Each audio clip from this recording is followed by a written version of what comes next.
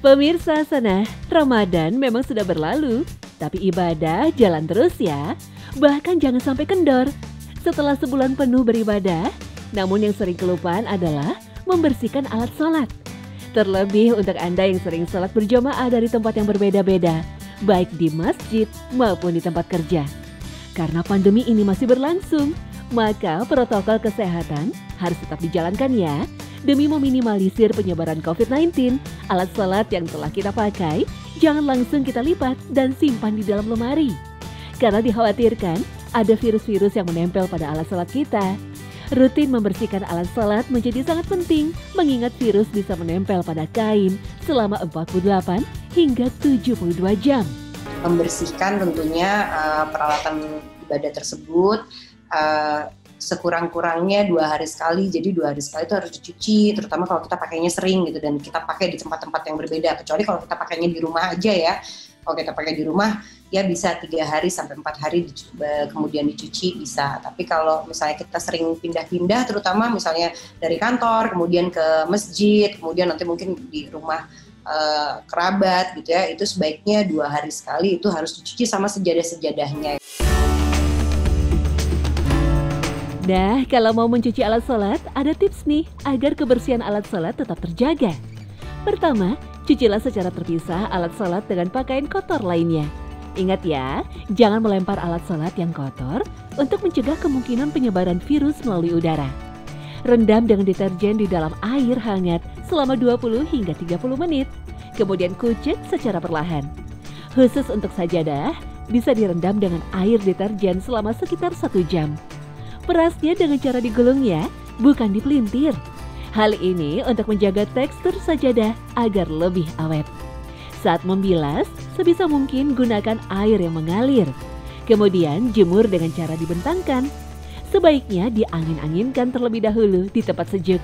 Setelah airnya benar-benar tiris, dipindahkan ke tempat dengan terik matahari yang cukup. Bila menggunakan mesin cuci, jangan lupa bersihkan tabung mesin cuci dengan desinfektan secara berkala. Terakhir, jika memungkinkan, pisahkan juga alat sholat untuk di rumah dan untuk dibawa bepergian. Di antara bukti kesempurnaan ajaran Islam adalah perhatiannya terhadap masalah kebersihan. Bahkan nyaris semua aktivitas ibadah tidak bisa dipisahkan dari aspek kebersihan sebagai bagian daripada tercapainya kesucian lahir dan batin. Selain terhindar dari virus, membersihkan alat sholat, baik itu mukena, sarung, ataupun sajadah, merupakan salah satu syarat sah sholat dalam syariat Islam. Dalam hadis riwayat Bukhari dan Muslim, Rasulullah SAW pernah bersabda, apabila pakaian salah seorang dari kalian terkena darah haid, hendaklah ia mengeriknya, kemudian membasuhnya dengan air. Setelah itu, ia boleh mengenakannya untuk sholat. Dalam syariat, kita diwajibkan sholat dalam keadaan bersih dan suci dari hadas. Rasulullah SAW bersabda, kunci sahnya sholat adalah kesucian diri dari najis. Hadis riwayat Abu Daud. Karena dalam Islam, kebersihan merupakan garda yang terdepan. Apalagi ketika kita ingin melakukan ibadah sholat, berarti kita akan menghadap Allah SWT.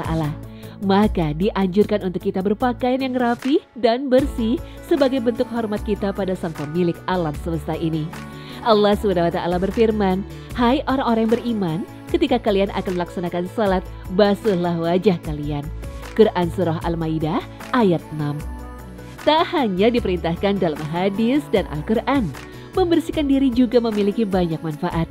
Salah satunya menjauhkan diri dari penyakit, serta ketika beraktivitas di kerumunan orang lain tidak akan merasa terganggu dengan bau atau kotoran yang ada pada diri kita. Dari Aisyah radhiyallahu anha, Rasulullah bersabda, Islam itu agama yang bersih, maka hendaklah kamu menjadi orang yang bersih. Sesungguhnya tidak akan masuk surga kecuali orang-orang yang bersih. Hadis riwayat Tabrani.